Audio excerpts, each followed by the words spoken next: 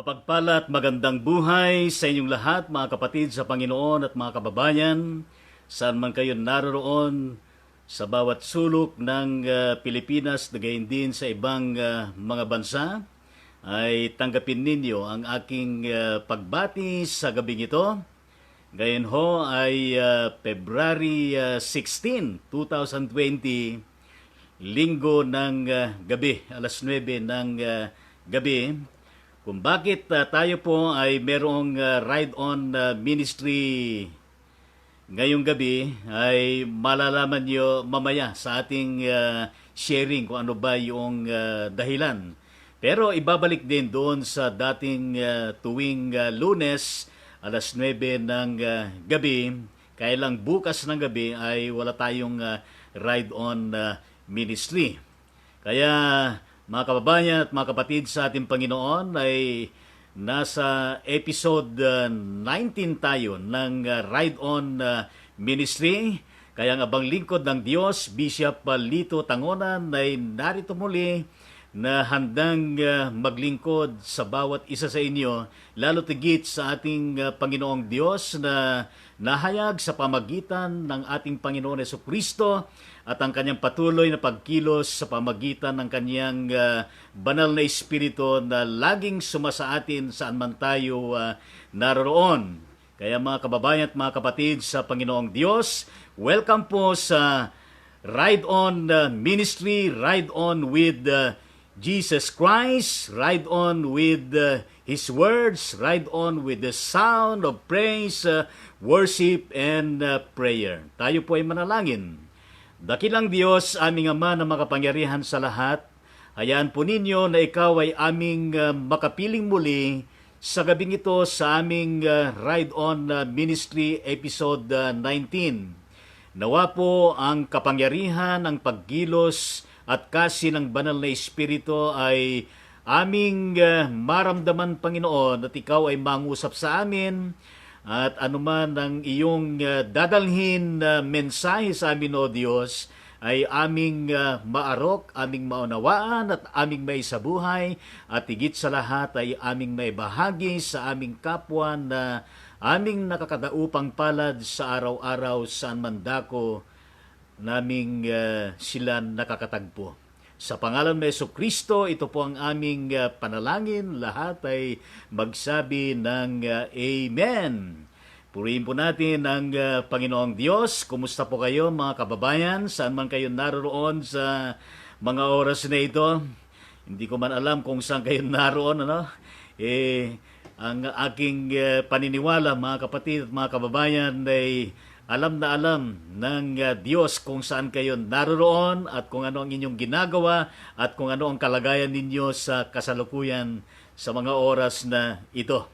Pero sikapin po natin mga kapatid sa Diyos na sa ating mga puso, sa ating mga damdamin, sa ating mga isipan at buong pagkatao at sa ating fellowship at pag-ugnayan sa isa't isa, lalo tigit sa ating Panginoon, ay sana po ay umagos ang biyaya ng Panginoon at sa ating mga puso ay maramdaman natin ang ibayong kagalakan sa piling ng ating Panginoon at gayon din sa piling ng bawat isa sa atin. Hindi man tayo magkakasama ng katulad ng naroroon yung mga katawan natin na sama-sama tayo, pero sa pamagitan ng kaloob ng Diyos na ito na Ride On Ministry, ay maaari tayong nagkakaroon ng banding, ng fellowship, ng panalanginan at gayon din pakumustahan sa isa't isa. Di po ba mga kapatid at mga kababayan?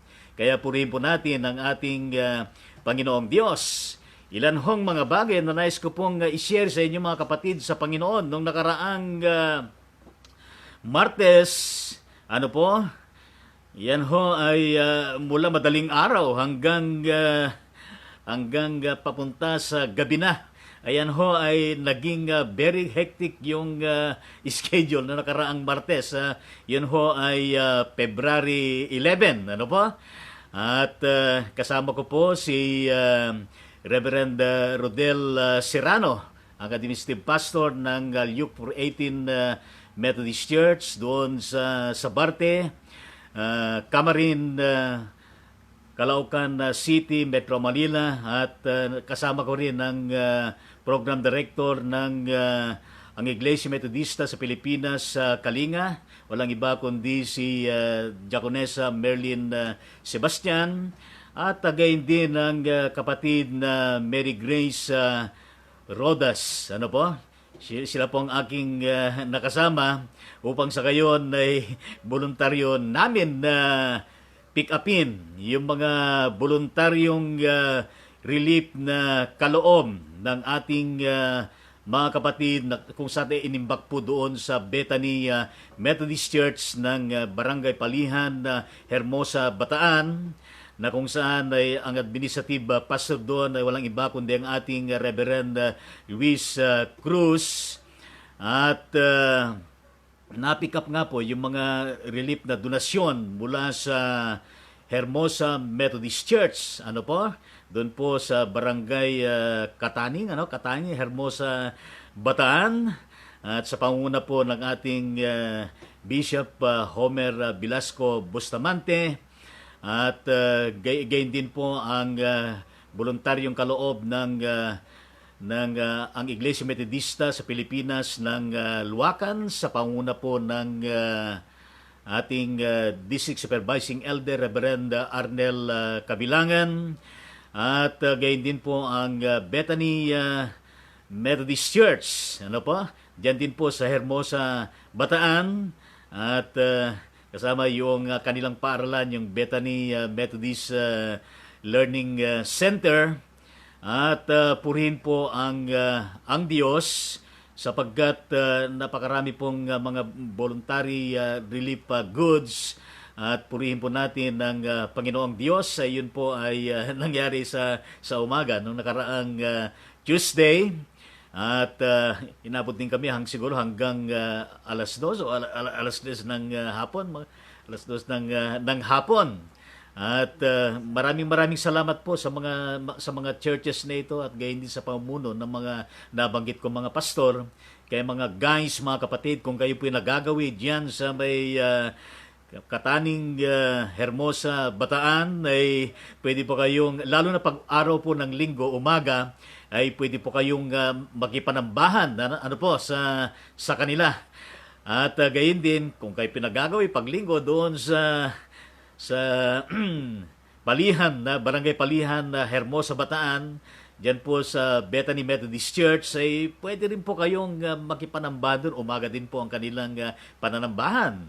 At gayon din, kung kayo po ay nagagawin diyan sa ang Iglesia Metodista ng Luacan, Dinalupihan, Bataan, lalo na pag-araw ng linggo, ay pwede rin po kayong makipanambahan diyan, at kayo po ay welcome. Bukas po ang ating mga churches, mga nabanggit na ito. At nais ko rin magpasalamat sa ating DSE Luis Cruz. Talaga namang yun hong naghanda sila ng very sumptuous breakfast, merienda, at gayon din yung lunch. At meron pa silang mga pabalot na na pasalubong. Kaya maraming salamat, at salamat din sa birthday gift pa na si Luis Cruz. Purihin po natin ang Panginoong Diyos. At nung kahaponan na, siguro mga alas 3 o late 2 p.m. in the afternoon, ay kami po ay tumungo doon sa Balagtas sa Bulacan. Ano po? At amin din pong na-pick up yung voluntaryong relief goods ng DAP. Ang ibig sabihin ng DAP po ay Diyos ay pag-ibig. Tama-tama po itong buwan ng February, at lalo tigit kahapon ba yan? Yung 14, February 14, ano po? Noong nakaraang Biyernes, tama-tama yung kanilang pangalan na Diyos ay pag-ibig. Ang Iglesia Metodista sa Pilipinas, Diyos ay pag-ibig Christian Church, dyan po sa RBM, Barangay San Juan, kung hindi po ako makalimot, ng Balagtas sa Bulacan.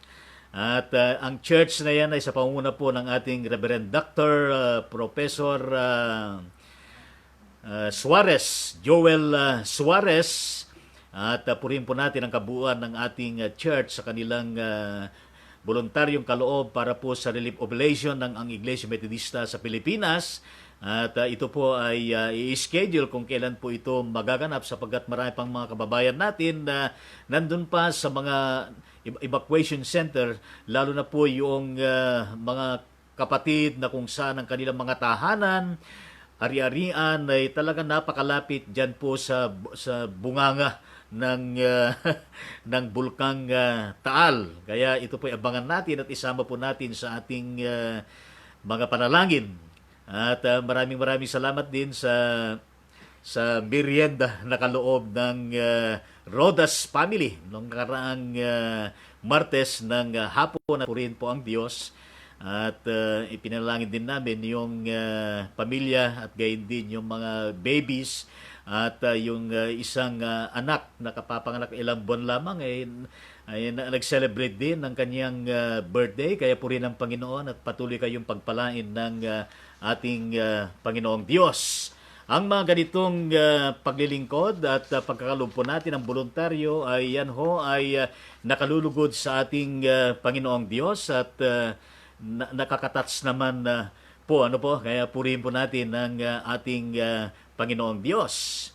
At gayon din ho, isa hong karanasan din ng inyong abang lingkod noong nakaraang February 13. Ito po ay araw po ng Huwebes, alas 6, Pero alas 7 na kami nakarating doon sapagkat hindi ko akalain na hindi ko nabasa na maigi yung yung palibot text ng ating kapatid na Susan Kapili na doon pala sa San Bocochin na SM South Mall, doon po sa Las Piñas, Metro Manila. Pero ang napuntahan namin doon sa SM Bacoor ng Bacoor City.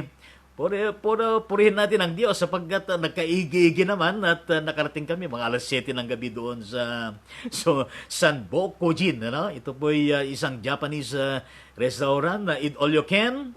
At ito ho ang pakay nito, ang mag-asawang brother Sam at Sol Kapili. Alam po, yan ho ay J-Sam and Sol Kapili na kung saan sila po ay yan po ay ikinasal ko diyan sa church by the highway at nag-text nga si Tita Susan de Lusario Kapili, ang ating National Treasurer sa Iglesia Metodista sa Pilipinas, na nais daw ng mag-asawa na i-blow out ako, dahil yung birthday ko nga February 7 hanggang 7, yun talagang kapanganakan ko, pero yung February 10 yung nakarehistro.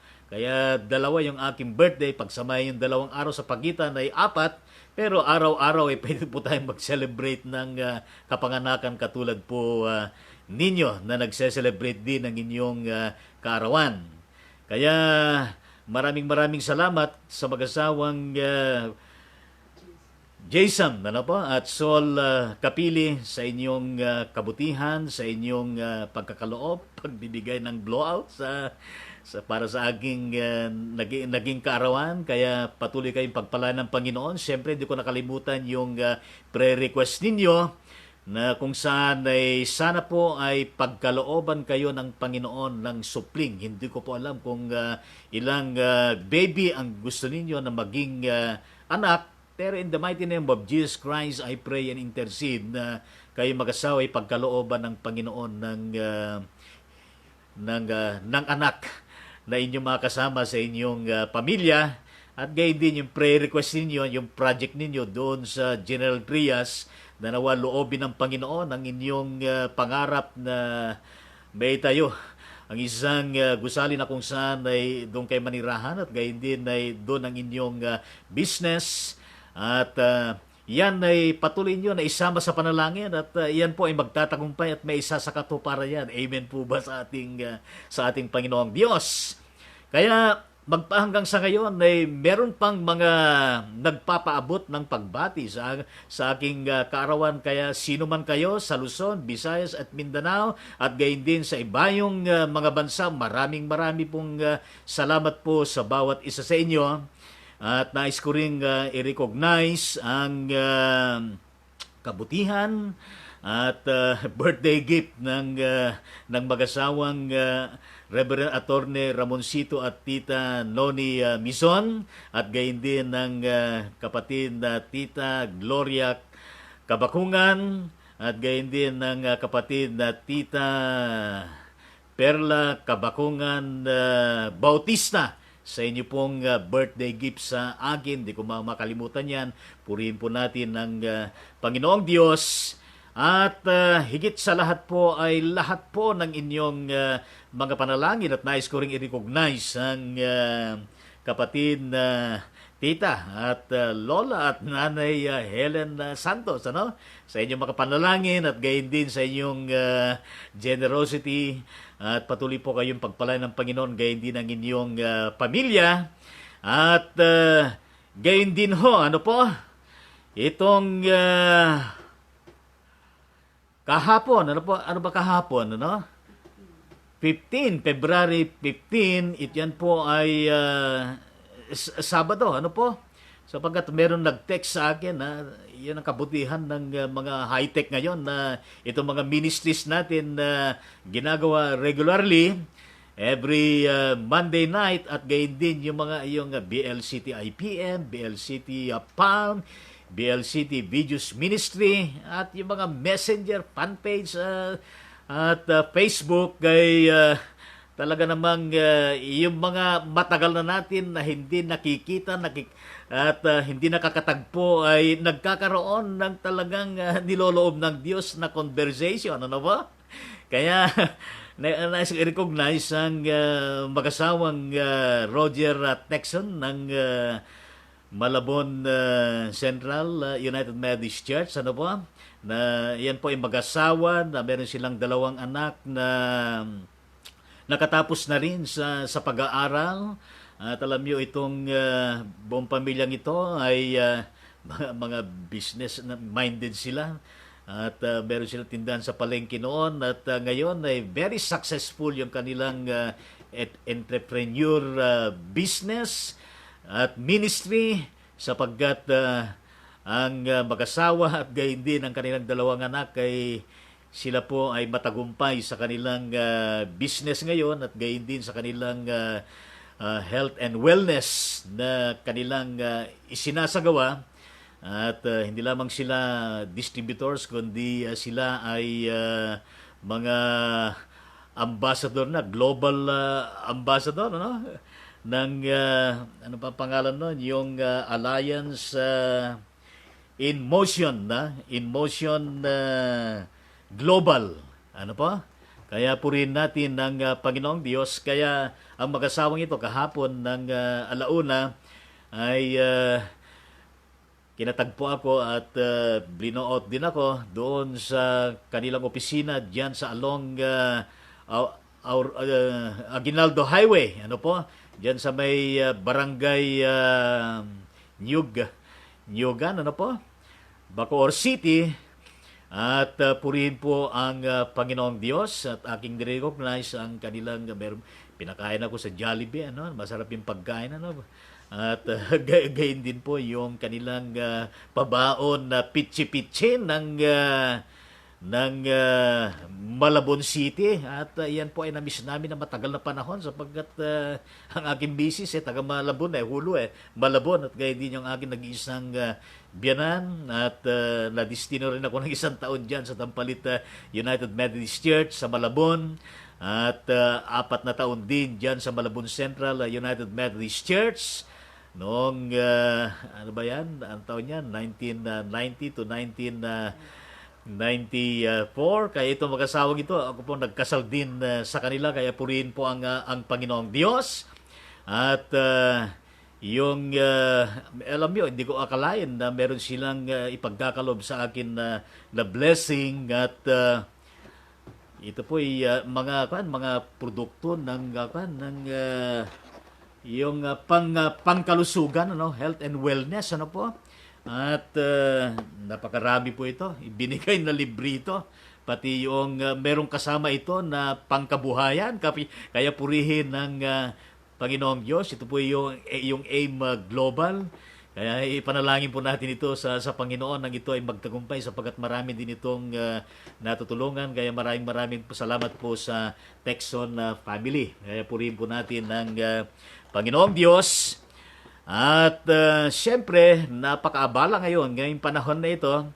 Itong araw ng linggo, itong buong maghapon, purihin ang Panginoong Diyos sapagkat nagkaroon po ako ng pagkakataon na makatugon doon sa imbitasyon ng Luke 418 Methodist Church diyan po sa Barte Road, corner Yacal Street, Camarin, City of Caloocan, Metro Manila. Kaninang umaga ako po ang kanilang naging tagapagsalita sa temang committed to God, committed to serve, at ang mga biblical references nito ay matatagpuan doon sa aklat ng mga gawa. Yung pong encounter ng ating Panginoon at gayon din ni Saulo kay Jesus, at doon ay nabago ang buhay ni Saulo na naging Apostol Pablo. Kaya very committed siya sa Diyos, tinanggap niya si Jesus, at gayon din at committed siya na siya ay tinaglingkod. Yan po ay napatunayan naman natin at lagi na natin nababasa yan. Kaya purihin po natin ang Panginoong Diyos sa pagkakataon na makapagsermon, at kung nais niyo pong marinig yung sermon na yan, ay meron pong live video ang Luke 418 na Methodist Church. Pero meron din akong recorded video ng sermon, kaya lang hindi ko pa na-upload pati yung mga pictures. Kaya mga kababayan, kung kayo po ay nagagawid diyan sa may Camarin, no? City of Caloocan, lalo na pag-araw ng linggo umaga, pwede po kayong makipanambahan diyan. Ang administrative pastor diyan ay Reverend Rodel Serrano. Kaya purihin ang Diyos sa Luke 418 Methodist Church. Salamat po sa inyong pinagkaloob na love gift. At gayon din sa inyong pa-birthday na sangkatutak na mga kwan po. O tingnan niyo po mga prutas. Purihin po ang Diyos. Kaya naniniwala ko mga kababayan, mga kapatid sa Panginoon, na ang mga lingkod ng Diyos ay hindi po ginugutom. Ano po? Hindi pinababayaan, kundi iniingatan, sinasaklalohan at patuloy na pinagpapala ng ating Panginoong Diyos. Amen po ba sa ating Panginoon? Yan, i-claim natin na lagi yan na ang Diyos, siya po ang Jehovah Jireh, ano po? The great provider. Kaya paniwalaan po natin yan, mga kababayan at mga kapatid sa ating Panginoong Diyos. At gayon din po, ano pa yung aking announcement, ano po? At ngayon po yung Ride On Ministry, kaya pinapaabot po natin yung muli, yung ating ika-9th founding anniversary ng Luke 418 Methodist Church. At gayon din po, kaalinsabay ng selebrasyon sa linggong ito, mga kababayan, ang Open Heavens Methodist Church. Bukas na mga kalangitan, ano? Methodist Church. Doon po sa, ano bang lugar yan? Sa Iloilo. Ano po? Sa isang floodway doon. Nakalimutan ko yung pangalan ng barangay sa Iloilo, Pabia, Visayas. Yun po. Ano po? Kaya purihin po natin ang Panginoon. Patuloy po natin ipanalangin ang administrative pastor doon sa Open Heavens Methodist Church. Walang iba kundi ang Reverend Jun Abagon, na kung saan ngayon ho ay birthday rin ng pastor na ito. Kaya Pastor Jun Abagon, happy birthday. At patuloy ka na pagpalain ng Panginoon at gayon din ang iyong mahal sa buhay. At ang iyong ministeryo mo ay patuloy na magtagumpay at marami pang mga kaluluwa ang madala mo sa paanan ng ating Panginoon. At ang Open Heaven's Methodist Church ay patuloy na i-bless ng Panginoon, pagpalain ng Panginoong Diyos, nang sa gayon ito po ay maging matatag, maging matibay at patuloy na lumalago at lumalawak na ang Panginoong Diyos ang siyang higit na naitataas at napapupurihan. Kaya mga kababayan, kung kayo pinagagawid dyan sa Pavia, Iloilo, Visayas, lalo pag araw ng linggo, pwede po kayo magipanambahan dyan, At kaya purihin natin ang Panginoon at ang selebrasyon na ito ng ikalimang taon ng pagkakatatag ng Open Heavens Methodist Church ay nandun po ang nakita ko sa uploaded pictures na nandun po ang District Supervising Elder, Reverend Arnel Kabilangan ng Bataan North District ng West Middle PAC of the UMC Incorporated, na siya rin ang kasalukuyang administrador ng ang Iglesia Metodista ng Luacan dyan sa Dinalupihang Bataan, at kasama din yung ilang mga members na? At nakita ko rin nakasama din si ang AA ng Regional Bishop Roel Mora. Walang iba kundi si AA Reverend Victor Violenta. Parang kasama din yung kanyang misis, at gayon din yung mga laiko pa na hindi ko na maalaala yung mga pangalan, at kasama din ng chairman ng AIM Pilipinas National Luzon, Visayas, Mindanao, sa katauhan po ng ating kapatid na Dr. Patrocinio Boyet Seranilla. Kaya patuloy po na pagpalain ng Panginoon ng mission na ito. At mamaya po sa ating pagkatapos ng sermon, sa ilang mga announcement natin, ay meron din po akong ipapahayag kung bakit linggo po yung ating ride-on ministry ngayon. Kaya purihin po natin ang ating Panginoong Diyos. Napakaganda na awitin po natin yung Jesus Loves Me. Meron din akong puso, Nung 14, magpahanggang sa ngayon, punong-puno ng mga kulay na pula, mga puso, mga bulaklak, at iba't ibang mga kapahayagan ng pag-celebrate ng yung iba ay Valentine's Day, sa atin naman ay Heart's Day, ng mga puso, ano man ang tawag natin, at iyan ay isineselebrate ng sambayanan at gayon din ng buong mundo. May mga nagde-date, napupuno yung mga hotels, yung mga restaurant, at kami nasa loob lang ng bahay. Titinginan lang kami ni Mrs. Titinginan lang kami ng balagkit.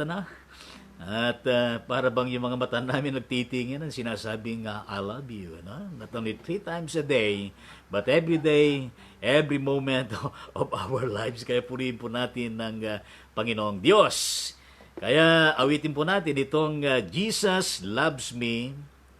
This I know, na ito po ay isinulat ni Saint Anna B. Warner noong 1860, at isinamusika ng kapatid na William B. Bradbury noong 1862. At ito ay nasa himnaryo ito ng Methodist, at ito po ay kinakanta natin.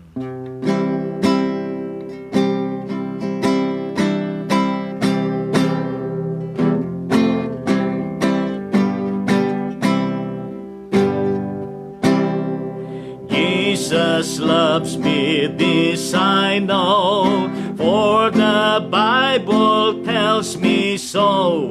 Little ones to Him belong, they are weak but He is strong.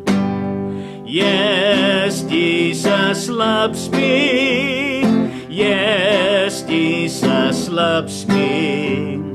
Yes, Jesus loves me, the Bible tells me so. Jesus loves me, this I know, as He loved so long ago. children on his knee, saying, let them come to me.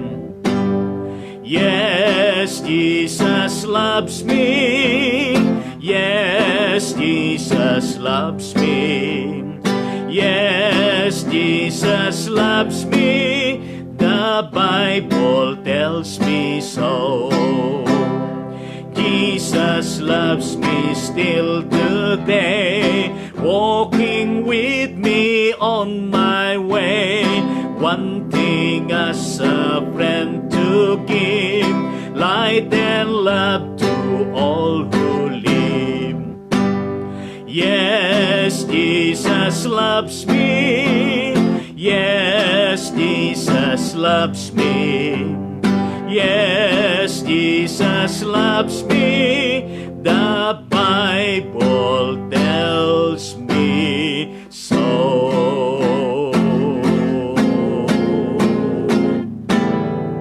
Amen. Amen. Purihin po natin ang ating Panginoong Diyos.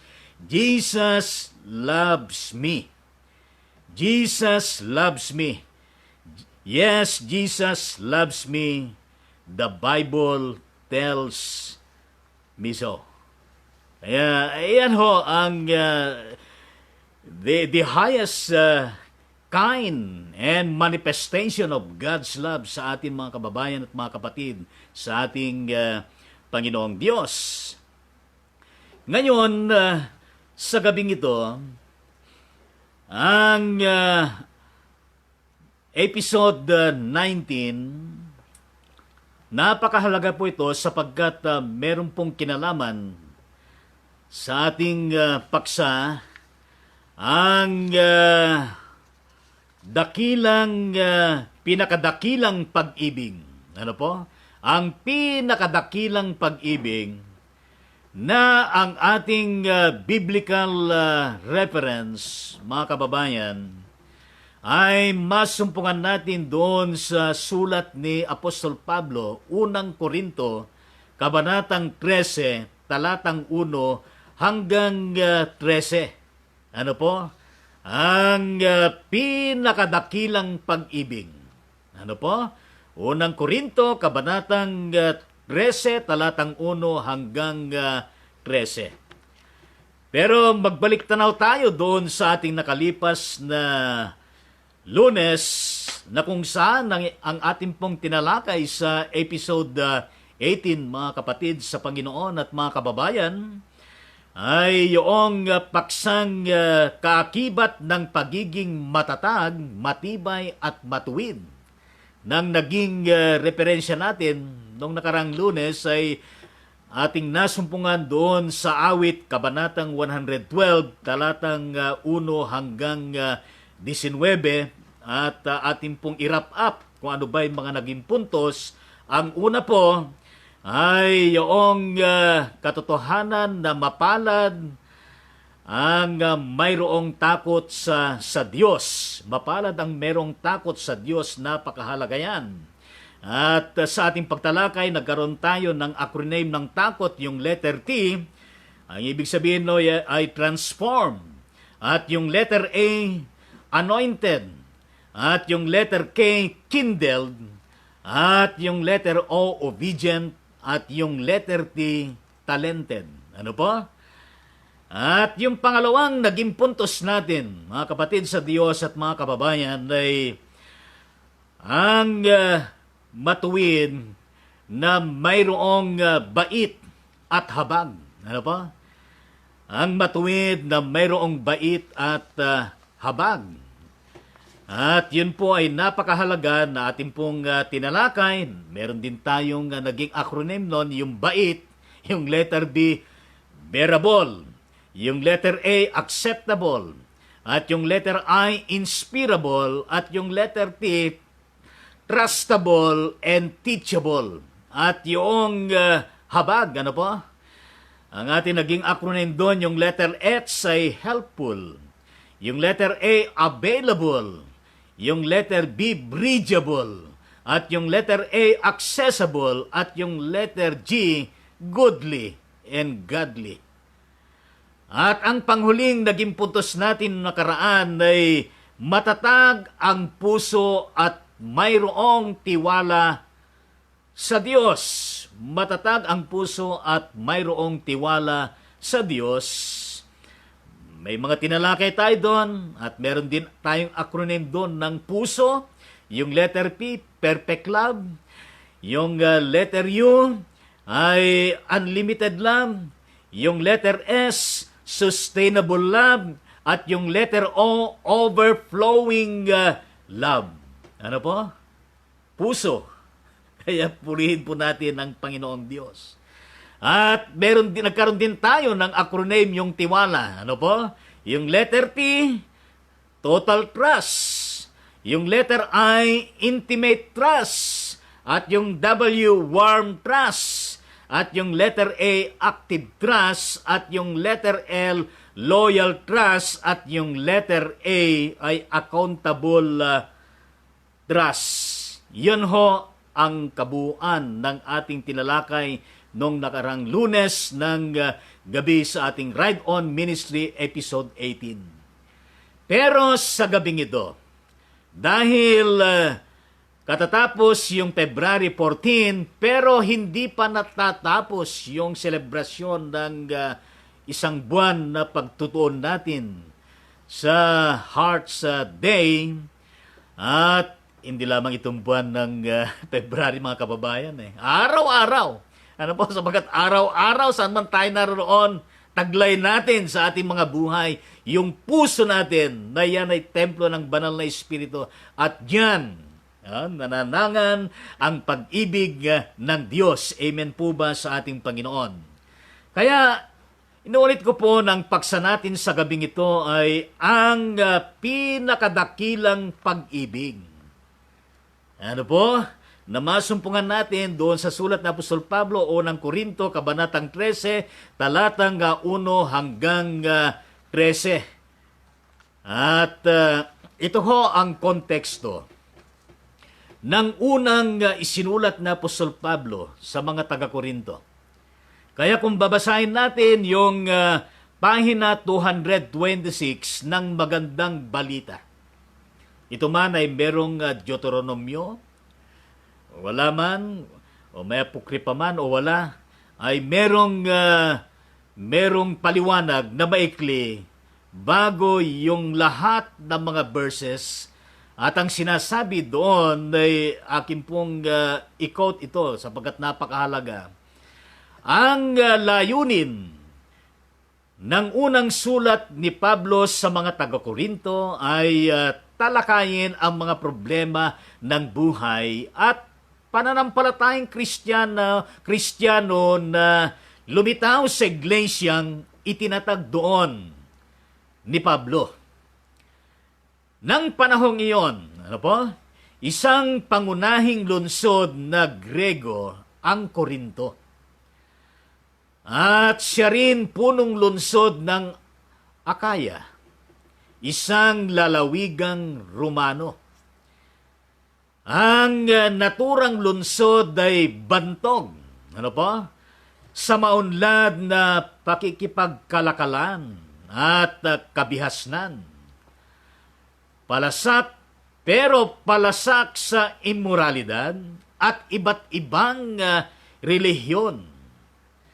Ang mga pangunahing ikinababahala ng apostol ay ang pagkahati-hati at immoralidad na umiiral sa iglesia. Gayon din ang mga problema tungkol sa pag-aasawa at sa mga ugnayan ng lalaki at babae at mga bagay na ukol sa budhi. Kaayusan sa iglesia, mga kaloob ng Espiritu Santo at ang muling pagkabuhay. Sa sulat na ito ay buong linaw at pagkaunawang ipinakita ni Pablo kung paano tinutugon ng mabuting balita ang mga katanungang ito. Ang Kabanatang 13 ay nagpapakilala sa pag-ibig bilang pinakamabuting kaloob ng Diyos sa kanyang mga anak. Ito ang pinakabantog na bahagi ng aklat na ito. Unquote. Ano po? Yun po ang pangunahing maikling dalawang paragraphs na background ng unang sulat na Apostol Pablo sa mga taga-Korinto. At itong Kabanatang 13 ay lagi po ito na ginagamit pagpanahon na ganito. At gayon din pagpanahon ng wedding. Ano? Marriage matrimony.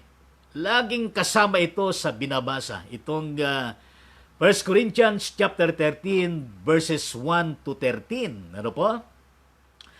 At merong mga ilang mga puntos na nais ko pong talakayin dito. 5 lang po na mga puntos. Ano po? Unang-una, doon sa talatang 1 hanggang 3 ng 1 Corinthians chapter 13.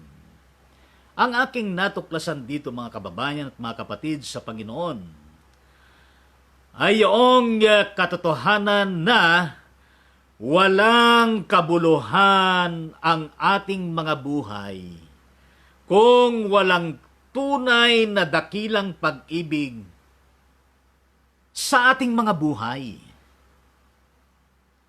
Yun po ang unang puntos. Kaya nga yung mga sinasabi na Apostol Pablo doon sa talatang 1 hanggang 3. Ano po? Ang sinasabi niya, makapagsalita man ako sa mga wika ng mga tao at ng mga anghel. Kung wala naman akong pag-ibig, para lamang akong batingaw na umaalingaw-ngaw o pumpiyang na tumataginting. Alam natin yung batingaw, alam din natin yung pompiyang, mga kababayan. Ano po? At yung karugtong ng bersikulo, kung ako man ay may kakayahang maghayag ng salita ng Diyos at umunawa sa lahat ng hiwaga, kung mayroon man ako lahat ng kaalaman at ng malaking pananampalataya, ano pat, napalilipat ko ang mga bundok, ngunit wala naman akong pag-ibig, wala akong kabuluhan. At yung verse 3, ipamigay ko man ang lahat kong ari-arian at ialay ko man ang aking katawan upang sunugin kung wala naman akong pag-ibig. Walang kabutihang maidudulot ito sa akin.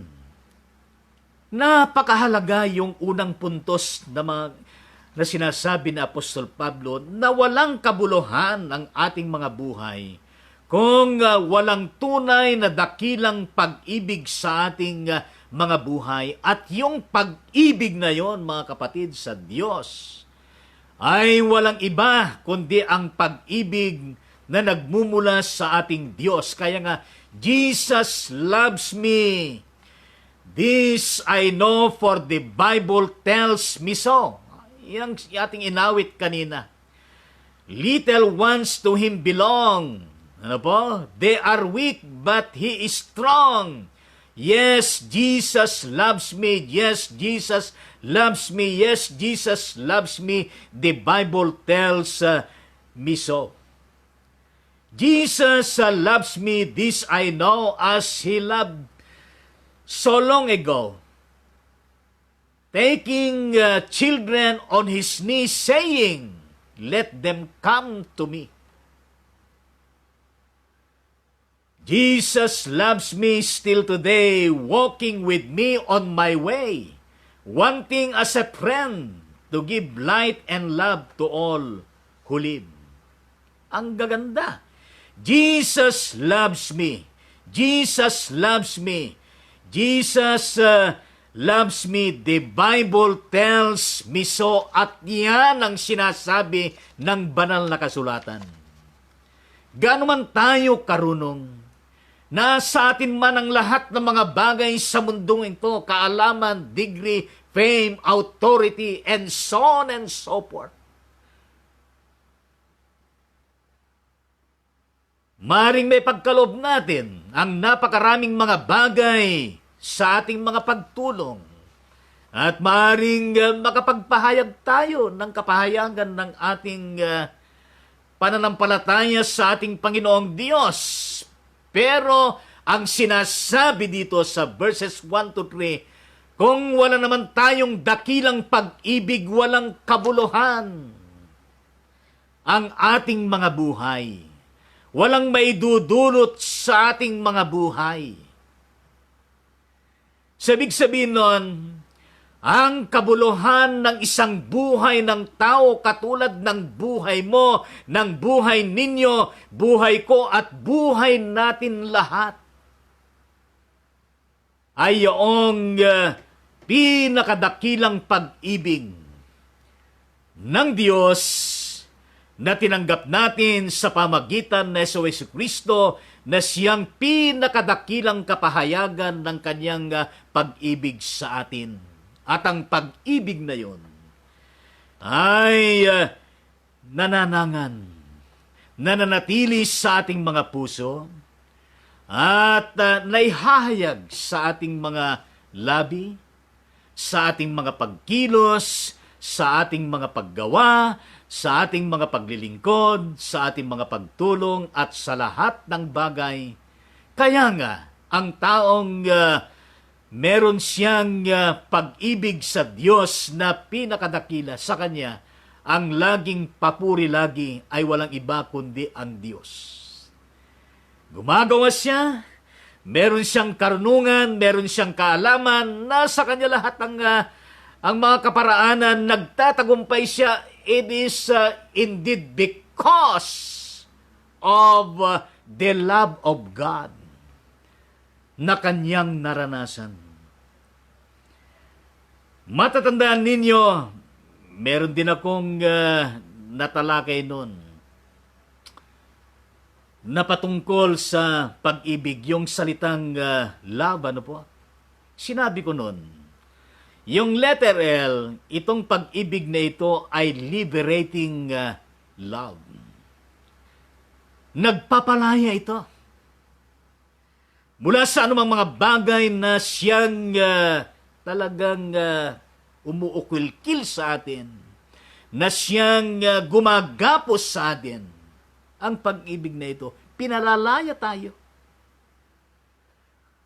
Upang sa ganon, ay makapanatili ang pag-ibig ng Diyos sa ating mga puso at buhay. At yung letter O, ano po? Overhauling love. Ano po? Katulad ng sakyan na ino-overhaul yung makina. At gayon din ang pag-ibig ng Diyos.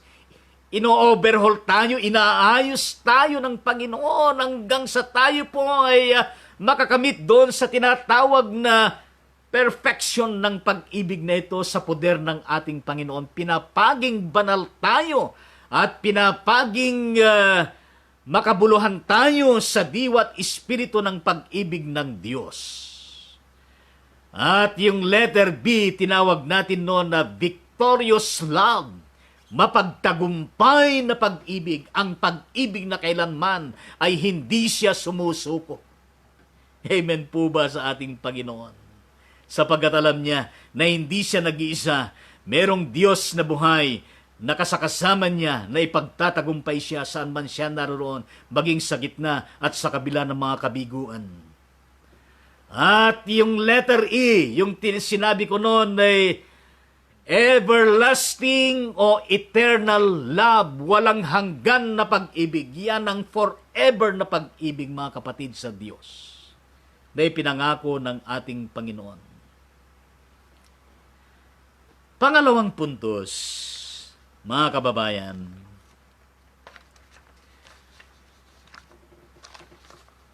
doon sa talatang 4 hanggang 7 ng 1 Corinthians chapter 13, ang aking natagpuan diyan, mga katangian taglay at kapahayagan ng tunay na pinakadakilang pag-ibig na nararapat na naisa sa buhay sa pang-araw-araw nating pamumuhay. Ulitin ko po, mga katangian, taglay at kapahayagan ng tunay na pinakadakilang pag-ibig na nararapat na naisa sa buhay sa pang-araw-araw nating pamumuhay. Sabihin natin amen sa ating Panginoong Diyos. Pero itong mga binanggit na Apostol Pablo ay napakahirap pong isabuhay. Ano po? Pero sa tulong at gabay ng ating Panginoong Diyos, sinasabi nga natin, nothing is impossible with God. There is always possibility in the Lord Jesus Christ. Amen po ba sa ating Panginoon?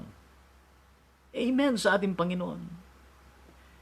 Kaya itong verses 4 to 7, ito, sabi na Apostol Pablo, ang pag-ibig ay, napakahalaga yung ay, ano po, sapagkat dinidescribe, ano po, at ipinaparating sa atin kung ano ba itong pinakadakilang pag-ibig na ito na dapat na mananalaitay sa ating mga puso at buhay.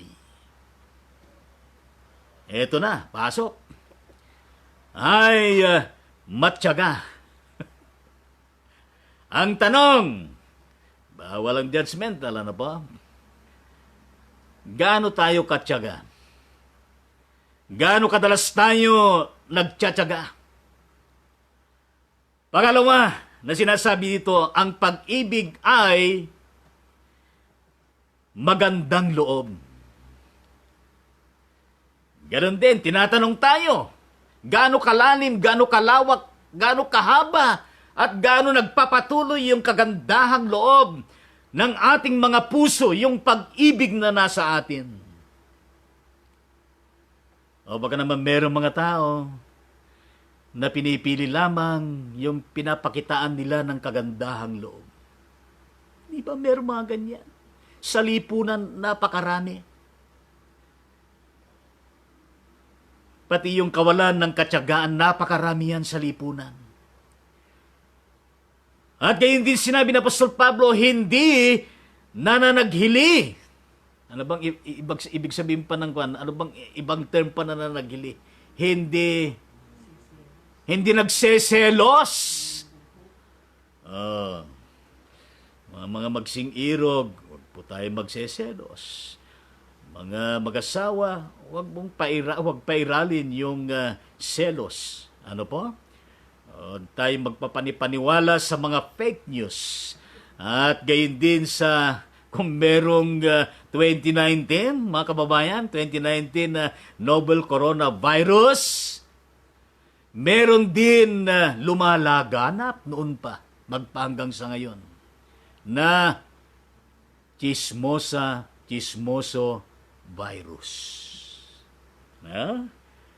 Na kuminsan kadalasan nagiging kadahilanan din ng hidwaan, ng pananaghili, ng pagseselos. Pero sinasabi dito, hindi nananaghili. Hindi nagmamapuri o nagmamataas. Hindi siya mayabang. Hindi yung ang kanyang sarili, ang kanyang itinataas sa kanyang buhay. Para bang yung sinasabi na kung hindi dahil sa akin, walang nangyari sa church na ito. Nang dahil sa akin ay lumago ang church. Nang dahil sa akin, napakaraming kaluluwa. Kaya kung wala ako dyan, walang mangyayari sa church. Dahil sa akin, ang galing ko. Sa totoo lang, ako ang pinakamagaling na pastor. Pinakamahusay. Hoy! Ang sabi ng banal na kasulatan, hindi nagmamapuri o nagmamataas sapagkat yaong aura, yung aroma ng pinakadakilang pag-ibig ng Diyos ay meron pong espiritu at diwa ng kapakumbabaan. Kaya sa Kanya, lagi yung ang papuri ay sa Diyos lagi. Ang Diyos ang siyang naitataas. Kapag ang Diyos ang siyang itinataas natin, pinapupurihan natin ang Diyos naman na ito, itataas tayo. Amen po ba sa ating Panginoon? Amen sa ating Panginoon. Kaya kayo po na mga mahilig magmamapuri sa mga sarili at nagmamataas, tigil niyo na yan. Ano po? Wala hong may dudulot na maganda yan.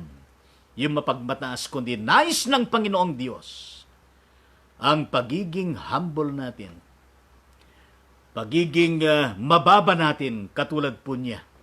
Na yan ay isa sa mga katangian ng ating Panginoong Heso Kristo. Kaya nga, hinubad niya ang kanyang pagka-Diyos na naog at nakisalamuha sa mga tao, lalo na yung mga abang mga tao. Maabot lamang niya ang kalalagayan ng mga tao sa mga panahon na iyon na naganap ang katuparan ng propesya sa pamagitan ng Mesias, ang ating Panginoong Heso Kristo. Ang pag-ibig, sabi pa ng Apostol Pablo, hindi magaspang ang pag-uugali. Ano ibig sabihin yan? Magaspang ang pag-uugali. Yan kaya yung taklesa? O meron din kasama dyan yung talaga mayabang siya. Nagmamataas siya. Yan bang hindi mo maintindihan yung pag-uugali na hindi mo alam kung yun yung bang napakahirap na pagisamahan. Parang merong kakaibang attitude na para sa sarili lamang. Magaspang ang pag-uugali. Ibig sabihin doon, wala siyang good manners and right conduct. Ganun ba yan? Wala siyang paggalang, wala siyang pagrespeto, hindi maayos yung kanyang pakikitungo sa kanyang kapwa at maging yung kanyang pakikitungo sa Diyos.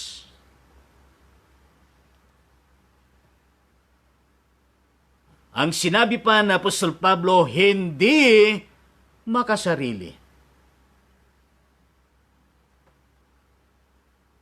Hindi magagalitin o mapagtanim sa kapwa. Alam nyo, yung mga sinabi dito na hindi na naghili, nagmamapuri o nagmamataas, yung di magaspang pag-uwalay, hindi makasarili, magagalitin, mapagtanim sa kapwa, yung kabaliktaran nun, magkakamag-anak to eh. Yung nagmamapuri, nagmamataas. Yung magaspang ng pag-uugali, nagmamapuri, nagmamataas. At yung makasarili, magaspang din ang pag-uugali. At yung magagalitin, nagmamataas din. Magaspang din ang pag-uugali at makasarili din. At yung mapagtanim sa kapwa, ganun din.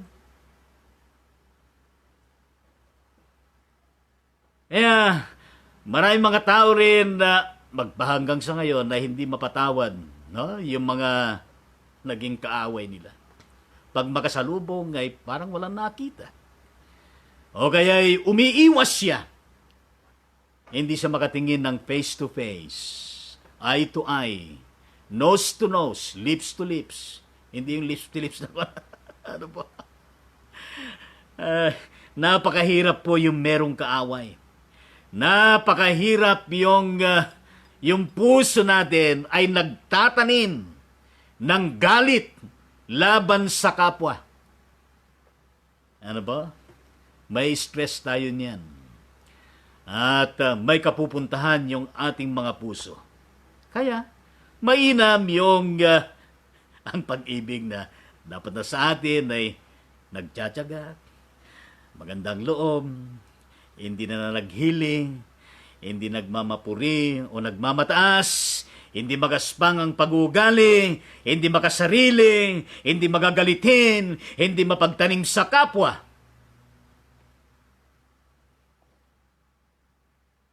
At gayon din, ang sinabi ni Apostol Pablo doon sa verse 6, hindi nito ikinatutuwa ang gawang masama, ngunit ikinagagalak ang katotohanan. Hindi nito ikinatutuwa ang gawang masama. Merong isang tao, na nakatingin sa isang naglalakad dahil bahayan. Hindi alam na may butas doon. Pagkatapos yung naglalakad na yon ay biglang nasyot doon sa butas na yon. At ang sabi ng lalaki, nakaaway niya, buti nga sa iyo nangyari sa iyan. Sana noon pa. Ikinatuwa pa niya. Yung mga iba naman nakapagsasalita sa kanilang mga kaaway, sana mamatay ka na. Sana mamalasin yung buhay mo at pamilya mo. Sana mabangga ka ng pison. Sana karmahin ka. Pero ang anak ng Diyos na namumukadkad ang tunay na pinakadakilang pag-ibig, kaibigan man niya, kaaway man niya, nandun ang kanyang palad na sinasabi, God bless you. God loves you. God bless you. Naniniwala siya na darating din ang panahon ng mga taong ganun ay babaguhin din ng Panginoong Diyos. Amen po ba sa Panginoon? Pangatlo na puntos. Ano po?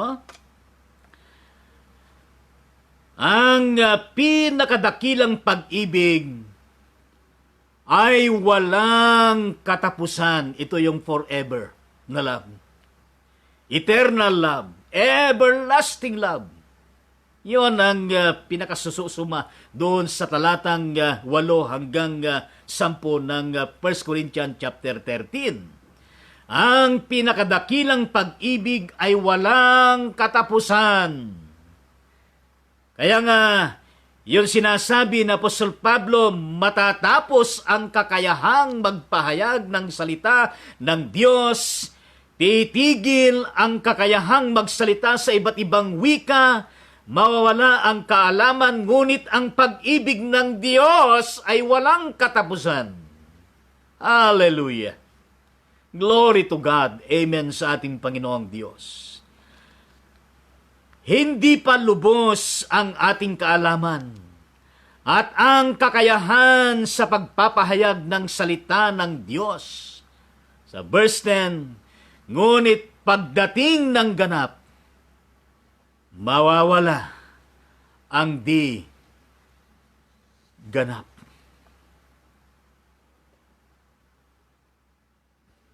Yan sinasabi ng banal na kasulatan na magiging walang kabuluhan, walang katuturan ng lahat.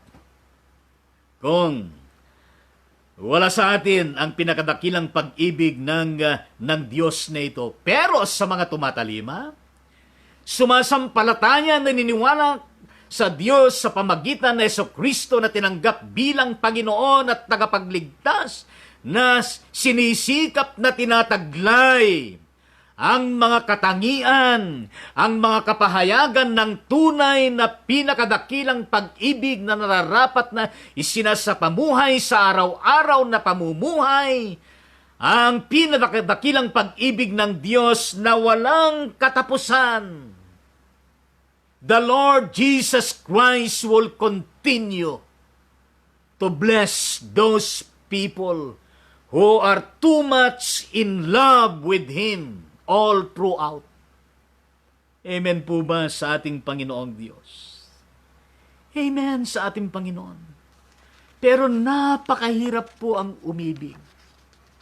Talagang hindi natin magagawa yan kung wala ang tulong ng Diyos, kung wala ang patnubay ng banal na Espiritu sa ating mga buhay, sapagkat ang magpapasakdal sa atin, Ang gagabay at tutulong sa atin ay walang iba kundi ang Panginoong Diyos na nahayag kay Jesucristo at sa kapangyarihan ng kanyang banal na Espiritu at gayon din sa liwanag at katotohanan ng kanyang mga banal na salita na sumasa atin.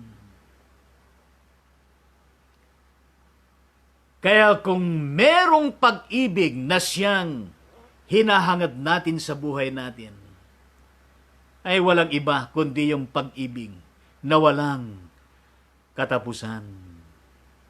Amen po ba sa Panginoon? Ang Diyos ay pag-ibig. Ano po? At ang Diyos ay walang katapusan. Siya ang Alpha at Omega. Siya ang pasimula, siya ang wakas, at siya rin ang sa kabila ng kawakasan. Sapagkat dumadaloy ang walang hanggan at walang katapusan na pinakadakilang pag-ibig ng Diyos sa sangkatauhan. Pang-apat, ano po? Doon sa 1 Corinthians chapter 13 verses 11 to 12, ang kalubusan ng pinakadakilang pag-ibig. Ang kalubusan ng pinakadakilang pag-ibig. Anong sinasabi ng verse 11 at 12? Noong ako'y bata pa, nagsasalita ako. Nag-iisip at nangangatwiran tulad ng bata. Ngayong ako'y mayroon ng sapat na gulang, iniwan ko na ang mga asal bata. Sa kasalukuyan, tila malabong larawan ang nakikita natin sa salamin. Ngunit darating ang araw na makikita natin siya ng mukhaan. Bahagya lamang ang nalalaman ko ngayon. Ngunit darating ang araw na malulubos ang kaalamang ito. Tulad ng pagkakilala sa akin ng Diyos. Mga kapatid sa Panginoon at mga kababayan, alam niyo, sabi ko nga kanina, na napakahirap na isabuhay sa katuparan ng pag-ibig. Pero yung proseso ng pagsasapamuhay at pagsasakatuparan ng kalubusan ng pinakadakilang pag-ibig, mga kapatid, sa Diyos, yan lamang encounter natin with Jesus Christ from being justified by faith to being sanctified by the Holy Spirit, going into perfection. Ang Panginoong Diyos sa lahat ng ating karanasan, sa lahat ng ating natututunan, mula sa pagkabata, mula sa ating maging kabataan, sa ating pagiging adult, at sa lahat ng yugto ng ating mga buhay, kapag tayo ay nakatuon sa pinakadakilang pag-ibig ng Diyos sa atin, sapagkat yung pag-ibig ng Diyos sa atin ay nandun din na tinatalima natin ang kanyang mga salita. Ang ating ugnayan sa Kanya at gayon din sa Kanyang katawan, sa Kanyang iglesia at yung bahagi natin doon sa ministeryo at misyon ng pinakadakilang pag-ibig ng Diyos. Ang pag-ibig, mga kababayan, mga kapatid sa Panginoon, punong-puno ng hamon, punong-puno ng pagsubok, punong-puno ng banta. Pero kapag ito ay ating pong nalagpasan sa tulong ng ating Panginoong Diyos, mga kababayan, mararanasan natin yung kalubusan ng pinakadakilang pag-ibig ng Diyos. Sapagkat hindi tayo nag-iisa, kinakailangan lamang na manatili tayo sa Kanya, sa Kanyang mga salita, at manatili tayong talagang kinakasangkapan ng Panginoong Diyos upang ang diwa, ang espiritu at mensahe ng pag-ibig ay ating pong may bahagi sa ating kapwa. At panglima, at diyan ako magtatapos. At sabihin niyo, praise the Lord, Bishop, magtatapos ka na rin. Purihin ang Panginoon, ano? Yung verse 13 ng chapter 13 ng 1 Corinthians, yan ho yung pinakabuod ng verse 1 up to 12. Hindi lamang yan, kundi pinakabuod ng buong aklat ng 1 Corinthians. Ano po? Ang mahalagang tatlo sa pinakadakilang pag-ibig na dapat manatili sa ating mga buhay. Ano yon? Verse 13, ang sinasabi, ang tatlong ito'y mananatili. Ang pananampalataya, pag-asa at pag-ibig. Ngunit ang pinakadakilas sa mga ito ay ang pag-ibig. Ang pinakadakilas sa lahat ng mga ito ay ang pag-ibig. Pansinin natin na yung pinakadakila dito na pag-ibig na sinasabi ni Apostol Pablo, hindi niya isinasantabi yung pananampalataya at pag-asa.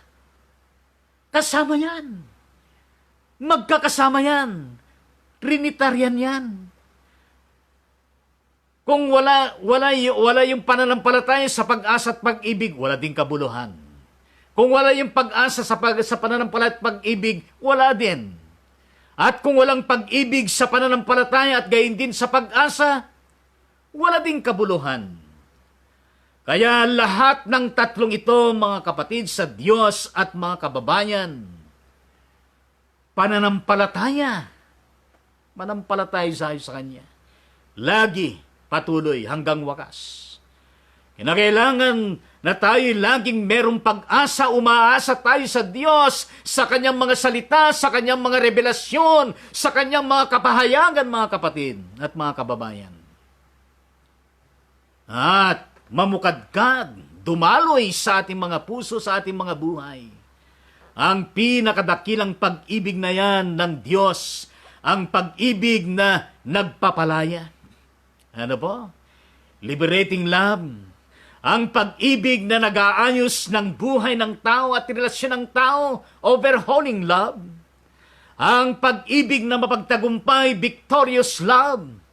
At ang walang hanggan na pag-ibig, everlasting o eternal love. Amen po ba sa ating Panginoong Diyos? Doon sa Mateo 22:34 hanggang 40, binabanggit doon ang pinakamahalagang utos. Kung titignan natin yung verses 34 to 40 ng chapter 22 ng Ebanghelyo ni Mateo, ng konteksto nito ay nagtipon-tipon ang mga Pariseyo. Itong mga Pariseyo ay mga religious to, mga leaders, mga mananampalataya. Talagang laman ng templo. Alam nila yung kautusan. Ang mga Pariseyong ito, nung mabalitaan nilang napatahimik ni Jesus ang mga Sadyoso, isa ring grupo ito.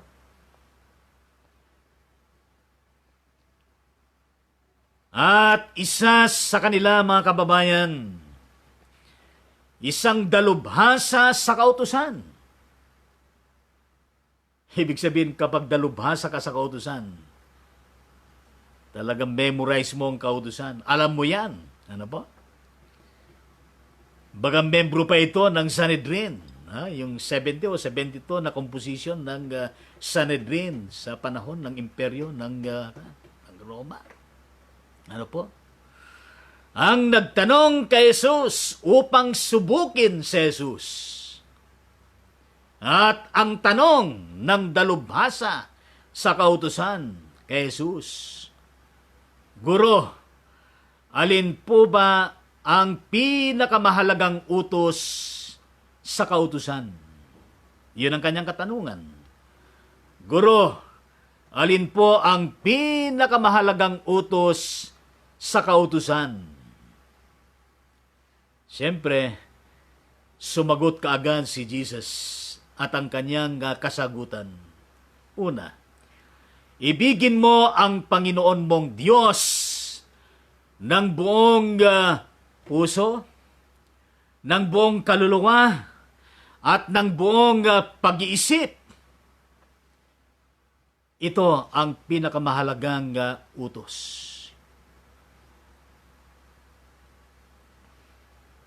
Pagkatapos, ang sinabi pa ni Jesus, ito ang pangalawa. Ibigin mo ang iyong kapwa gaya ng iyong sarili. Ibigin mo ang iyong kapwa gaya ng iyong sarili. Sa dalawang utos na ito, nakasalalay ang buong kautusan ni Moises at ang turo ng mga propeta. Ibig sabihin doon, itong dalawang kautusan na ito yung talagang buod ng kautusan. Sa panahon ni Moises, meron tayong 10 kautusan. At merong mga alituntunin, merong mga regulasyon sa panahon ng mga propeta at gayon din sa mga hukom. Pero itong binabanggit ng ating Panginoon Kristo na ibigin mo ang Panginoon mong Diyos ng buong puso at ng buong kaluluwa at ng buong pag-iisip. At yan ang pinakamahalagang utos at ang pangalawa ikanya. Ibigin mo ang iyong kapwa gaya ng iyong sarili. Sa dalawang kautusan na yan, diyan nakasalalay ang buong kautusan ni Moises na ipinagkaloob ng Diyos sa kanya at sa bayang Israel. At gayon din ang turo ng mga propeta. Mga kababayan, ang dalawang pinakamahalagang kautusan na ito, lagi pong magkasama ito. Kung iniibig natin ang Diyos, dapat din natin ibigin ang ating kapwa, gaya ng pag-ibig natin sa ating mga sarili. Meron ba tayong mga karanasan? Meron bang mga inkwentro sa buhay natin na magpahanggang sa ngayon na hindi natin mapatawad, hindi natin maibig? Nagkaroon ba tayo ng karanasan na sinabi natin na over my dead body, hindi ko mapapatawad ang taong niya. Pero ang Diyos, sa pamagitan ng Kristo, nagpatawad siya sa lahat ng mga makasalanan. Sapagkat taglay niya ang pinakadakilang pag-ibig. Mga kababayan at mga kapatid kay Kristo, sana yung pag-ibig na ito ay hindi lamang pang buwan ng Pebrero. Hindi lamang pang araw ng February 14, kundi sa araw-araw, sa tuwi-tuwina, sa bawat saglit ng ating mga buhay. Ito man ay sa loob ng ating mga tahanan, sa ating man pag-iisa, sa loob man ng ating church, sa ating mga trabaho, at sa lahat ng ating mga nakakasalamuha sa araw-araw. Saan man dako tayo naroroon. Mga kapatid kay Kristo at mga kababayan. Kaya tayo po ay dumako sa ating mga panalangin. Maaring meron kayong mga prayer requests, meron kayong mga kabigatan, at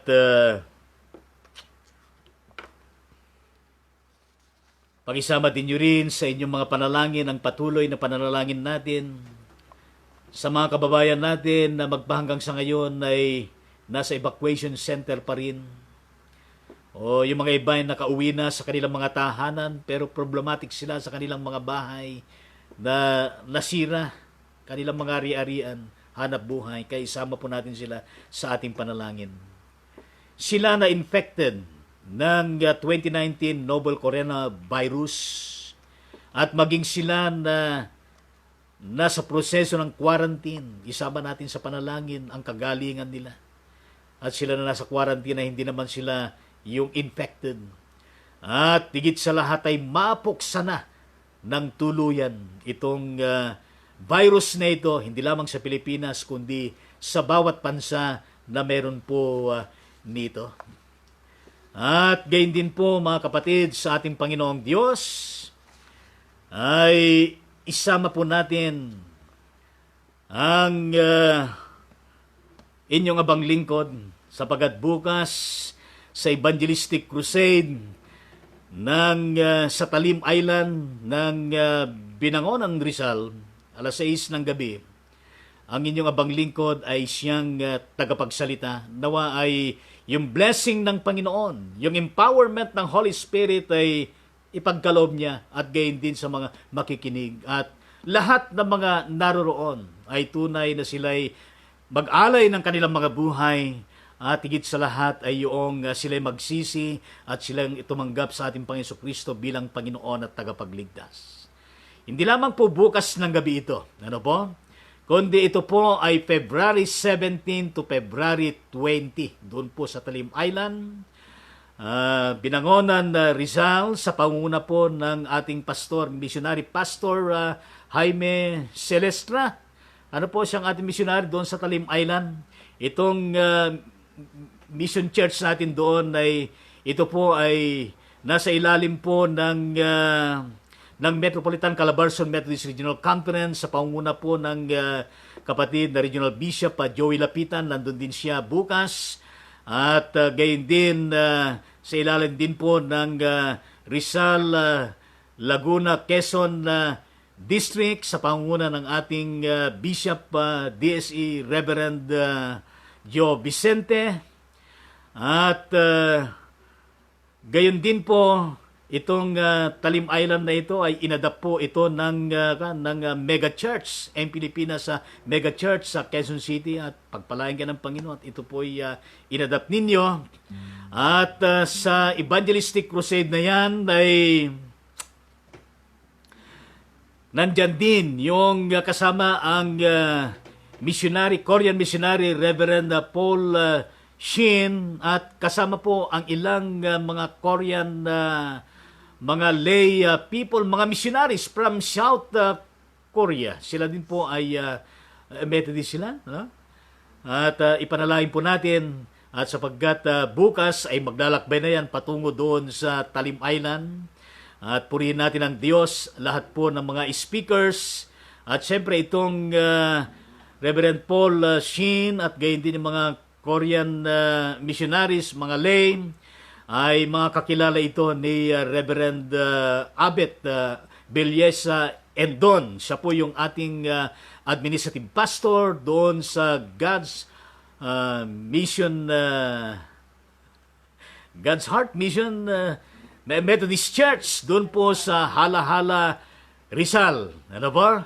Kaya patuloy po natin na ipanalangin ito at purihin natin ang Panginoong Diyos. At gayon din po ang mga kapatid natin na nasa gitna ng mga karamdaman, katulad po ng ating kapatid na Remigio Nunan, at gayon din po ang kapatid ng ating kapatid na Pilipina Lingad, ano po, at gayon din ang kapatid na Fred Cortez, ano po, at Remigio Nunan, kapatid na Lali Acevedo, Ricardo de Guzman, Ronnie Rivera, Gwen Litana, at iba pa na merong karamdaman. Di man natin kilala, nasa loob man ng tahanan nila, nasa hospital man, saan man sila dako naroon, ay walang imposible sa Diyos at isama po natin sila sa ating mga panalangin.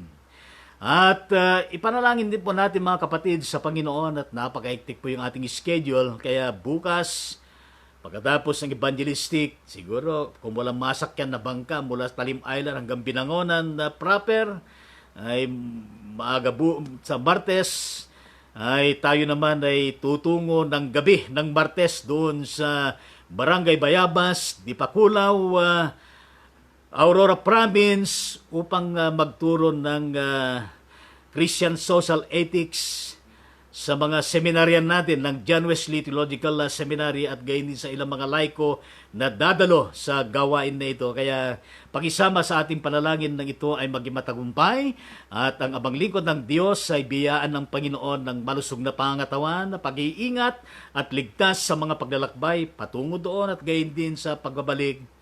At gayon din ho, na patuloy po natin ay panalangin ang ating bansa.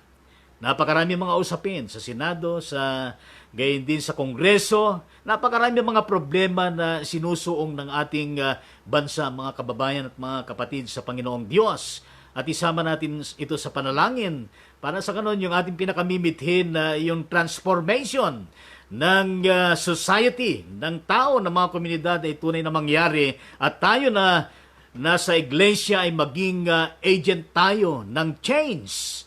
Maging transformer tayo, maging empowerer tayo, encourager tayo, at maging missionaries tayo, mga kababayan, mga kapatid sa ating Panginoong Diyos. Ipanalangin natin ang bansang ito at gayon din ang buong mundo.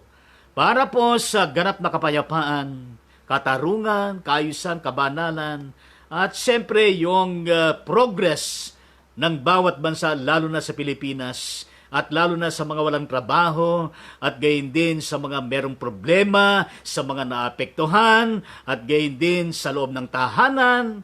Sama natin lahat sa panalangin ito. Alam natin ang Diyos kailanman ay siyang ating katuwang sa ating mga buhay. Kaya sama din natin lagi itong Ride On Ministry every Monday, 9 o'clock in the evening. Kaya lamang ngayon ay Sunday sapagkat bukas ng gabi ay tayo po evangelist doon sa Talim Island sa Evangelistic Crusade. Kaya bago tayo pumalaot sa panalangin, awitin po natin itong napakagandang awit. Dahil tinalakay natin ay tungkol sa pag-ibig, tungkol sa puso, ay O Perfect Love. Ano po? Perfect Love o Perfect Love. Na ito ay isinulat ni Dorothy B. Gorney noong 1883 at isinamusika naman ni Joseph Barney noong 1890. At ito rin ay nasa ating mga himnaryo. Ano po? At lagi po itong inaawit pag merong kasal, pag pinag-uusapan ang patungkol sa pag-ibig. Sana po ay makarelate tayo sa awiting ito na O Perfect Love. Ang pag-ibig ng Diyos ay perfect.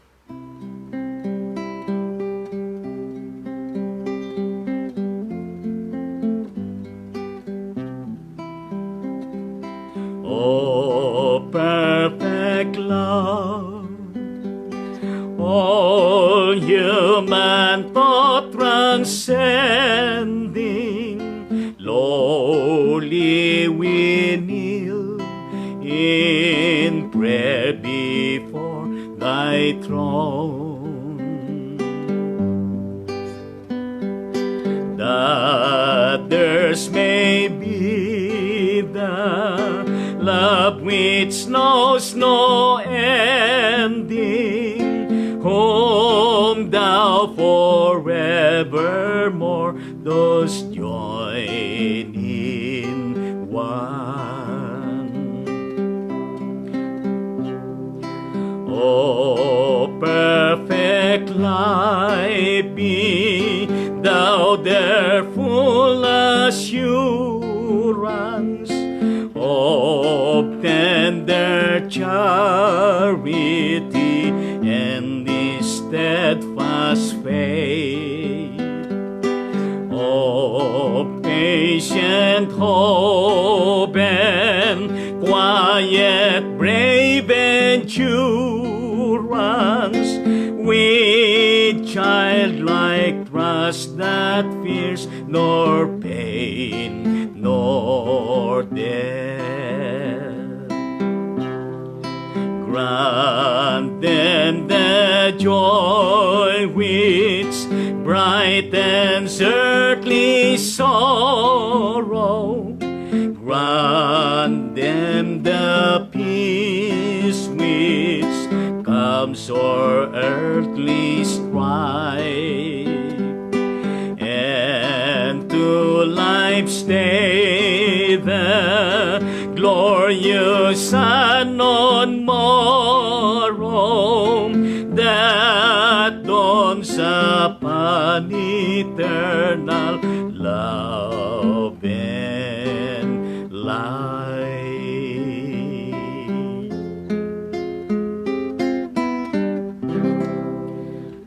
Napakaganda itong awit na ito, mga kapatid at mga kababayan sa Diyos. Oh, perfect love. Di ba ito rin ang panahon na sa mga mag-asawa, to renew our marriage covenant sa ating mga mister, sa ating misis, at gayon din sa mga magsing-irog na hindi pa kinasal. The renewal of every day sari. Ano po? Week sari. Month sari. Year sari. Ano po?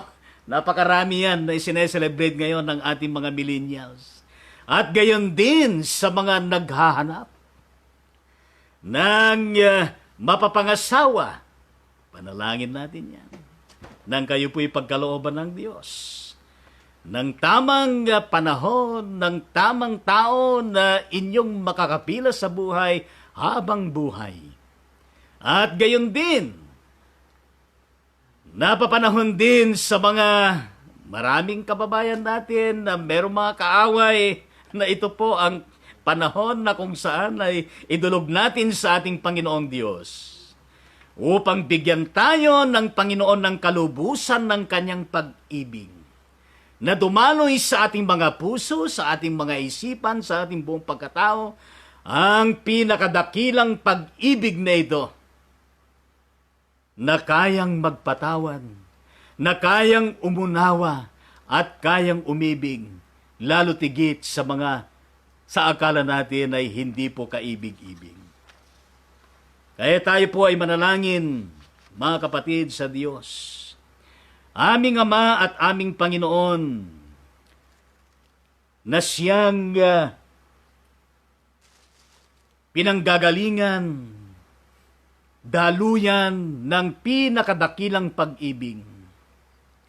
Hayaan po ninyo na aming pong ibulalas sa inyo ang aming pag-ibig, ang aming pagpapasalamat sa inyo, O Diyos, sa mga salita na inyong binahagi sa amin, sa inyong malasakit sa amin, O Diyos, sa mga pag-iingat mo sa amin, pagliligtas sa mga nakalipas na mga araw. Hindi mo kami pinabayaan. Hindi mo kami iniwanan, Panginoong Diyos, bagkos lagi kang sumasa amin, na tumutulong, nagmamalasakit, at inaahon mo kami. Kaya maraming salamat po, Panginoong Diyos. Panginoong Jesus, lumalapit kami sa iyo. Inaamin namin na mayroong mga pagkakataon na may mga taong di namin kayang ibigin.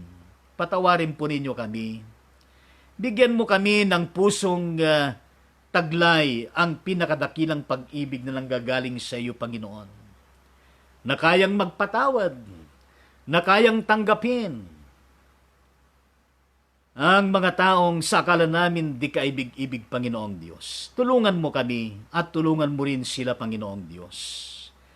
Panginoon, tanggapin mo rin ang aming pagtatalaga ng aming mga buhay sa inyo.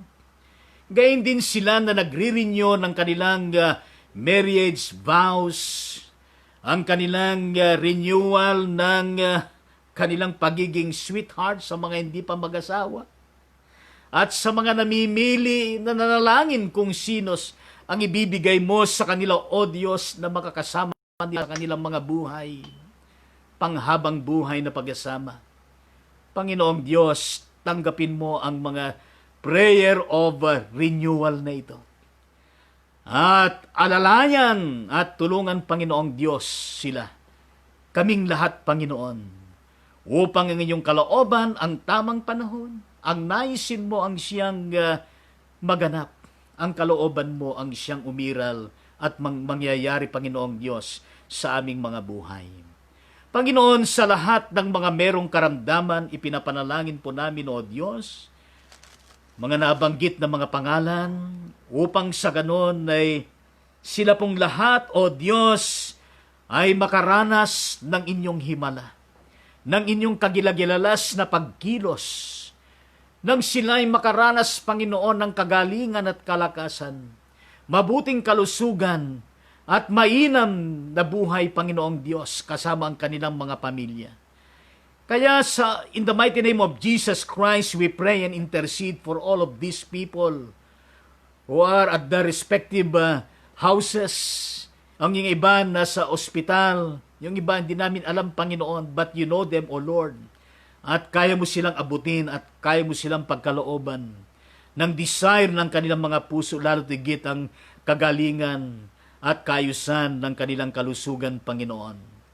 Panginoong Diyos, dinadalangin po namin ang evangelistic crusade ng aming mission church doon sa Talim Island ng Binangonan, Rizal, simula bukas ng gabi hanggang February 20. Pagpalain po ninyo ang mga speakers, Panginoon, mga evangelists. Pagpalain niyo, O Diyos, ang preparasyon ng mission church. At gayon din ang pagdadausan, ang community, Panginoon. Ang puso ng bawat dadalo, Panginoon. Ngayon pa lamang, O Diyos, pinapanalangin namin na i-cover mo ng iyong dugo ang lugar na iyon. At gayon din ang mga tao. At gayon din ang banal na espiritu na kikilos na sa kanila, Panginoong Diyos. Nang sa gayon ay kanilang maunawaan ang banal na salita at ikaw ay matanggap nila ng lubusan bilang Panginoon at kanilang tagapagligtas. Panginoong Diyos, pinapanalangin po namin lahat po ng mga activities namin, Panginoong Diyos, sa iglesia. Sino man, Panginoon, mga pastor, mga bishop, at gayon din ang mga laiko, at lahat ng mga agencies namin, Panginoon.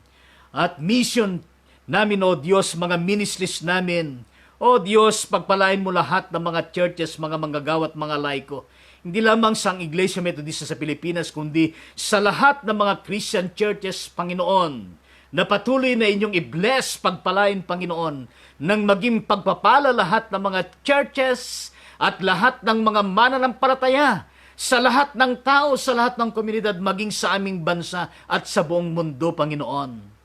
Pinapanalangin namin, O Diyos, sila na nakakaranas ng persecution doon sa mga lugar na kung saan hindi tanggap ang Kristyanismo, katulad ng Afghanistan, ng China, sa mga Muslim countries, Panginoong Diyos. I-cover mo at pagpalain, Panginoong Diyos, ang mga workers at gayon din ang mga Christians, Panginoon. Nang sa gayon na may siwalat ang iyong banal na salita. Panginoong Diyos, pinapanalangin po namin ang mga nasalanta ng mga bagyo at gayon itong pagsabog ng Bulkang Taal, mga nasa evacuation center pa, sila ng mga nasiraan ng bahay, kabuhayan at ari-arian, tulungan mo sila at higit sa lahat ay magkaroon sila ng matibay, matatag na pananampalataya, pag-asa at gayon din ng pag-ibig, Panginoong Diyos. At gayon din sila, Panginoon, na infected ng 2019 coronavirus, saan man dako sa mundong ito, Panginoon, ay pagalingin mo at gabayan sila at gayon din sila na ongoing na nasa quarantine na process at gayon din ang gobyerno, authorities, Panginoong Diyos, na tumitingin at gumagawa ng paraan upang masugpo ng tuluyan at ma-stop itong 2019 Novel Coronavirus, Panginoon, in the mighty name of Jesus Christ. Nawa ito po ay matigil, Panginoon. Pagpalain mo ang bansang Pilipinas, pagpalain mo ang buong mundo, Panginoong Diyos, sa lahat ng suliranin, sa lahat ng mga bagay-bagay na mayroong kinalaman sa bayan, sa tao, at gayon din sa kalikasan at iba pa, Panginoon. Pinapanalangin po namin higit sa lahat ang patungkol sa pangkapayapaan, pangkatarungan, at gayon din sa karapatan ng pantao, at gayon din ang kabanalan at ang kahalagahan mo sa bawat isa sa amin, Panginoon. Nais po namin na ibalik lahat ang paborit pasalamat sapagkat lahat ng ito, dalangin po namin sa matamis na pangalan ni Jesucristo na aming Panginoon at tagapagligtas, lahat ay magsabi ng Amen. Purihin po natin ang ating Panginoong Diyos. Maraming salamat po mga kababayan at mga kapatid sa ating Panginoon sa inyong laging pakikibahagi at pagsubaybay, panonood sa ating Ride On Ministry, lalo na sa episode 19 sa gabing ito at sa mga darating pang mga episodes.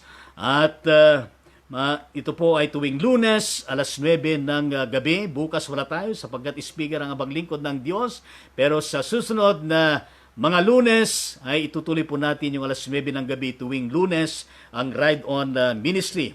Maraming salamat din po sa inyong patuloy na pag-like at gayon din sa inyong pag-view, sa inyong pag-comment at gayon din sa inyong pag-share sa bawat episode ng Ride On Ministry at gayon din po sa mga BLCT, IPM, BLCT Palm at gayon din po ang mga videos ministries na ito po ay ginagawa ng abang lingkod ng Diyos at napakahalaga din ang mga ministry ito at huwag nating kalimutan na i-like, i-follow ang ating page nang sa gayon ay tayo po ay ma-inform sa anumang incoming updates na dapat natin malaman mga kapatid sa Diyos at mga kababayan at itong ating mga top fan buds, itong month ba ito? Ano po? For 2 months, ang ating top fan buds ay ang ating kapatid na Corazon Navarro at mula sa Bataan, ang kapatid na Edna Cruz mula doon sa USA, ang kapatid na Leonora Dato mula sa Dubai at gayon din ang Corazon Dalmasio, ang arkitek Rod Lagman, Imelda Tolentino, ang kapatid na Van Mitz Rendon, ang kapatid na Eco Royo at gayon din ang Reverend Abet Belleza Endon, kapatid na Ricardo Latawan, ang kapatid na Elehina Gabinete Castillo ng Palawan, ang Pastor Menchi Caspe ng Pangasinan, Shirley Kiambao Manalansan, di ko nakilala ito ng kana. Ang kapatid na May Cruz Lawagan, ito mula sa Bataan, ano po? Ang kapatid na Susan Capile mula dito sa Bacoor City, ang kapatid na Friends Nico Cabico Biray from Nueva Ecija, ang kapatid na Dang Kabete Makadengdeng, at kung saan ka man taga roon ay congratulations ang kapatid na Beatrice Ramos mula sa Kabakan, Mindanao. At gayon din ang kapatid na Merly Abitong from Bataan to, ano? From Bataan. Ang Reverend Bonifacio Gansit ng General Trias, Cavite. Ang kapatid na Celia Ramos Makalatan, sangkaman na ron, pagpalain ka ng Panginoon.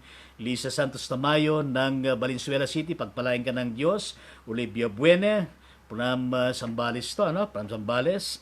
Kapatid na Maricel Agbayani Balocanag, ito asawa ng Reverend yung Balocanag ng United Methodist Church sa bandang Ilocos Sur. Gayon din ang Heidi De Guzman mula sa Malaboncito, Tagaytay City. Ito po yung mga top fan buds natin na nakikita po sa inyong mga pangalan, ano po? Diyan sa Facebook ninyo. At gayon din mga kapatid sa Panginoon, ay ugaliin po natin na tayo po ay mag-like, mag-comment at mag-share nang sa kayo na ma-recognize sa ating Facebook page ang ating pagiging top fan buds natin. Mga kapatid sa Diyos at mga kababayan, shout out to all of you, mga kapatid sa Panginoon, at kasama natin sa gabing ito ang Reverend Federico Cruz Jr. ng Capitol Methodist Church, Balanga City, at ang kanyang comment ay God bless you Bishop Lito Tangonan, God bless you din Pastor, at gayon din ang kapatid na Jean Grace Tangonan at Lola Biyaya Domingo, Kerusain Salom Tangonan, at ang kapatid na Elenita Mendoza from Rizal Nueva Ecija, ang kanyang comment, good evening po Bishop Lito and family, God bless. Good evening po, God bless you rin po. Ang ating Reverend Rodel Serrano ng Calaucan City. Kasama natin ang kanyang comment, Amen sa Panginoon. Amen sa Panginoon. No? Amen sa Panginoon. Kapatid na Erlin Yasin Herrera Santos. At salamat sa iyong presence. Ang kanyang comment, hello po Bishop. God bless you po sa inyong ministry. God bless you rin. At pagpalain ka rin ng ating Panginoon, ang presidente ng KMP, ng Iglesia Metodista sa Pilipinas. Pilipinas, doble pa. Pilipinas Squared Lingad. Ano po? Pilipina Lingad mula sa Dinalupihan, Bataan. Kasama natin. God bless you. Ang kapatid na Jonas Senit Abelia Campo. Ang kanyang comment, God bless you po. Ayan po mula sa Palawan yan. Pagpalain ka ng Panginoong Diyos. At God bless din. At kasama din po natin ang kapatid na Jerry Gabiana, ang kapatid na Alexander Guansing, nasa USA ito, Edward Evangelista, somewhere in Zambales. Ano na? Saudi yan.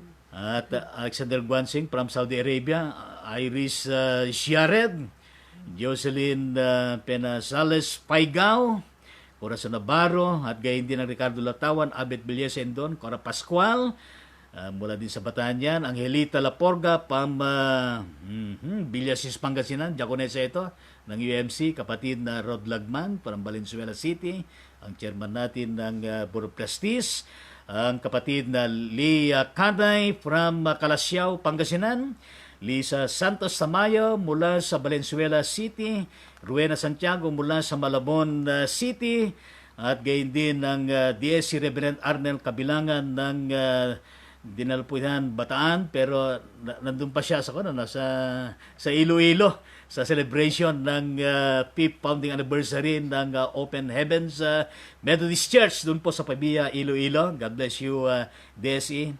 At gayon din ang kapatid na Leon Sedlaw Arianet, no? Pastor to, no? Pinera yan, Noel Pinera. Yeah, Pinera. Ito po mula sa Nueva Ecija.